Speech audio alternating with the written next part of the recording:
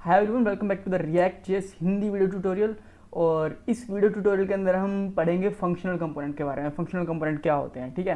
तो ये कुछ स्टेप्स हैं और कुछ पॉइंट्स हैं जो हम इस वीडियो में करेंगे। सबसे पहले हम पढ़ेंगे कंपोनेंट क्या होते हैं, और फिर types of component, functional component क्या होते हैं, example of A functional component. हम एक पूरा फंक्शनल कंपोनेंट बनाएंगे और उसको यूज़ करके देखेंगे, और फिर इसके बेनिफिट्स क्या होते हैं फंक्शनल कंपोनेंट के, ठीक है, कि फंक्शनल कंपोनेंट क्यों बनाना चाहिए। इस वीडियो के बाद आप कॉन्फिडेंट फील करोगे कंपोनेंट्स के बारे में, स्पेशली फंक्शनल कंपोनेंट्स के बारे में इन रिएक्ट, और आपकी सारी क्वेरीज भी आई थिंक कंप्लीट हो जाएंगी जो भी फंक्शनल कंपोनेंट से रिलेटेड होंगे। अगर कुछ बची हो तो आप कमेंट्स करके मेरे से पूछ सकते हो, ठीक है।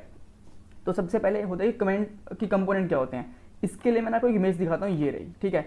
ये कंपोनेंट्स होते हैं, ये जैसे एक हेडर हो गया, ये कंपोनेंट्स हो गया, साइड बार हो गया, फुटर हो गया, कंपोनेंट हो गया। डेफिनेशन की बात करें तो क्या होता है कि कंपोनेंट एक पीस ऑफ कोड होता है जिसको हम रीयूज कर सकते हैं। ये इंडिपेंडेंट होता है, किसी पे डिपेंडेंट नहीं होता, ठीक है। और ये हमारा टाइम बचाता है, साथ के साथ में हमारी कोड भी बचाता है, और ऑब्वियसली ये हमारी रोबोट्स एप्लीकेशन बनाता है, ठीक है। सो ये तो हो गया ऑल अबाउट कंपोनेंट्स के बारे में। अब होते हैं कंपोनेंट्स कितने तरह के होते हैं। कंपोनेंट्स दो तरह के होते हैं, क्लास कंपोनेंट्स होते हैं रिएक्ट के अंदर, और फंक्शनल कंपोनेंट्स होते हैं। क्लास कंपोनेंट के लिए मैं पिछली वीडियो बना चुका था, अगर आपको वो वीडियो नहीं देखे तो आप वो वीडियो देख सकते हो, लिंक डिस्क्रिप्शन बॉक्स में दिया हुआ है, ठीक है।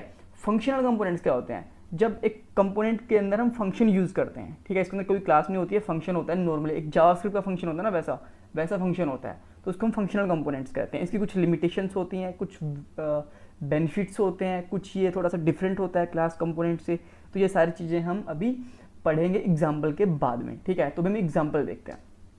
ये मेरा क्लास कंपोनेंट है मेन, जो आप यहाँ पे देख रहे हो। ये वाला नहीं, एक्चुअली ये वाला है, ठीक है। फंक्शनल कंपोनेंट यहाँ पे देख रहे हो, ये रहा इसका लोगो। ये दो ही चीज़ें, ये लोगो हो गया और ये फंक्शनल कंपोनेंट हो गया। अब मैं एक कंपोनेंट बनाता हूँ एक और, ठीक है। मेरे कंपोनेंट का नाम है लेट्स से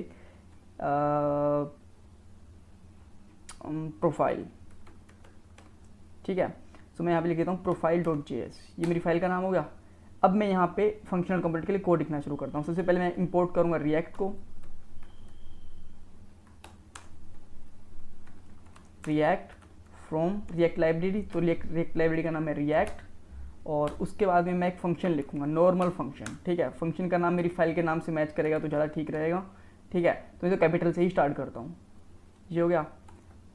बस अब मैं यहाँ पे कर देता हूँ रिटर्न, और रिटर्न के अंदर मैं एक डिव पास कर देता हूँ, ठीक है। और यहाँ पे लिख देता हूँ हेलो।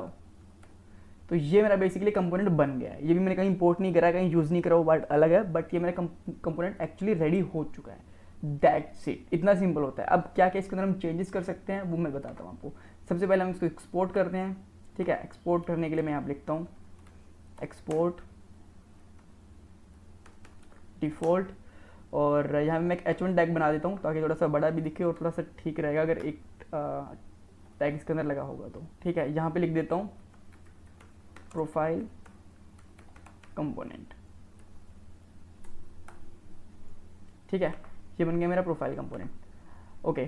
सो अब यहाँ से रेडी है यूज़ करने के लिए। अब मैं इसको यहाँ पे इंपोर्ट करता हूँ। अब मैं यहाँ पे लिखता हूँ इंपोर्ट प्रोफाइल फ्रॉम, और जाएगा प्रोफाइल, ठीक है। अब मैं यहाँ पे नॉर्मली प्रोफाइल यूज़ करता हूँ ऐसे।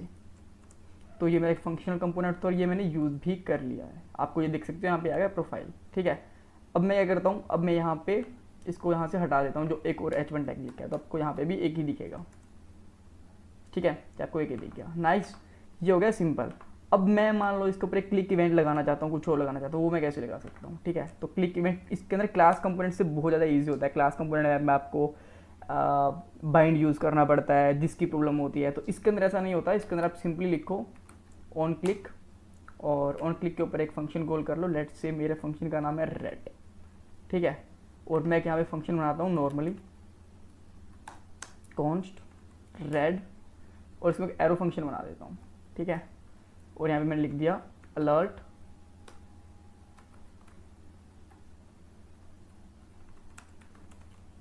रेड फंक्शन कॉल्ड, ठीक है, सिंपल। अब मैं इस पर क्लिक करता हूँ तो ये मेरा क्लिक भी हो गया, देख सकते हो आप, ठीक है, रेड फंक्शन कॉल्ड।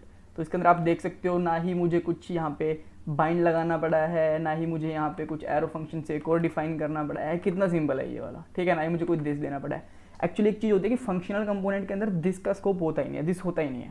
तो जैसे क्लास कंपोनेंट होती है हमारी ये वाली, ठीक है, इसके अंदर ना ये भी फंक्शनल कंपोनेंट है। क्लास कंपोनेंट मैंने पिछली बार बनाई थी, उसके अंदर आपने देखा होगा कि इसके अंदर हमें दिस यूज़ करना पड़ता है या फिर बाइंड यूज़ करते हैं, कंस्ट्रक्टर बनाना पड़ता है, रेंडर की जरूरत होती है। इसके अंदर ऐसी कुछ नहीं होता। तो ये इसके बेनिफिट्स एक्चुअली, ठीक है।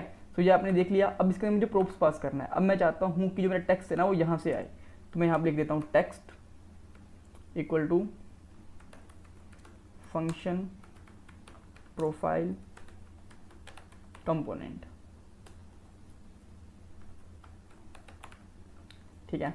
इसका भी पी कैपिटल कर देता हूँ। अब मुझे कुछ नहीं करना है, यहाँ पे आके मैं लिख दूंगा प्रोप लिख देता हूँ सिंपली। इतना करने की जरूरत नहीं है।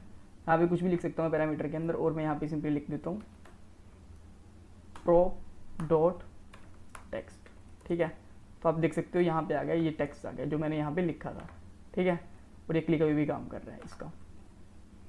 और यहाँ पे कोई जरूरत नहीं कि प्रोप सी दूँ, मैं यहाँ पे पी दूंगा और यहाँ पे मेरा पी दूंगा तो भी मेरा चलेगा, कुछ भी नाम दे सकता हूँ मैं इसके लिए, ठीक है, परफेक्ट। तो ये हो गया इसके अंदर। इसके अंदर अब आते हैं कि स्टेट्स वगैरह कैसे यूज़ कर सकते हैं। स्टेट्स एक्चुअली वैसे तो फंक्शनल कंपोनेंट्स में यूज़ नहीं कर सकते, बट बाय हुक्स कर सकते हैं। हुक अपने आप में एक बड़ा टॉपिक होता है, तो मैं उसकी वीडियोस बाद में बनाऊंगा, 3-4 वीडियोस के बाद में, वो सीरीज़ के अंदर है, ठीक है। पूरी चैनल को सब्सक्राइब कर लीजिए, क्योंकि सारी की सारी वीडियोस तरीके से बनाएंगे। 50-60 वीडियोस बनाने वाला हूँ डेट के ऊपर, पूरी की पूरी रिएक्ट कंप्लीट करने वाले हैं, ठीक है। अच्छा, ये चीज़ों की अब इसके में ना बेनिफिट्स देख लेते हैं। एग्जांपल आपने देख लिया। सबसे पहला बेनिफिट क्या है कि इसके अंदर ना कोड बहुत कम लिखना पड़ता है, ठीक है। ना ही कंस्ट्रक्टर है, ना ही रेंडर है, कुछ नहीं है। सेकंड चीज़ क्या होती है कि इस जो फंक्शनल कंपोनेंट होता है ना, इसमें दिस का स्कोप नहीं होता, तो हमें यहाँ पे बाइंड करने की ज़रूरत नहीं है और फालतू में दिस वगैरह लिखने की ज़रूरत है नहीं, ठीक है। अच्छा, थर्ड चीज़ इसके अंदर क्या होती है कि इसको टेस्ट केसेस जब लिखते हैं तो टेस्ट केसेस लिखना बहुत ईजी होता है इसके लिए, ठीक है। और चौथा ये होता है कि अगर आप जावास्क्रिप्ट के अंदर ज़्यादा इक्मा से ज़्यादा फैमिलियर नहीं हो, तो आप क्लास कंपोनेंट में ज़्यादा आपको अच्छा लगेगा, फंक्शनल कंपोनेंट आपको ज़्यादा पसंद आएंगे, ठीक है। ये इसके बेनिफिट्स होते हैं। और इस जो फंक्शनल कंपोनेंट्स होते हैं ना, इनको हम स्टेटलेस कंपोनेंट्स भी कहते हैं, क्योंकि इसके अंदर स्टेट्स होती नहीं है, ठीक है। इसको स्टेटलेस कंपोनेंट्स भी कहते हैं। सो ये था ऑल अबाउट फंक्शनल कंपोनेंट्स और stateless components actually. So if you still have any kind of question, you can ask me in the comment box. Don't forget to subscribe my channel. और कुछ भी इस वीडियो के बारे में अच्छा लगा हो, बुरा लगा हो, तो आप कमेंट कर सकते हो. All comments are welcome. कुछ सजेशन देना चाहते हो वो भी welcome. Thanks for watching this video. Bye bye.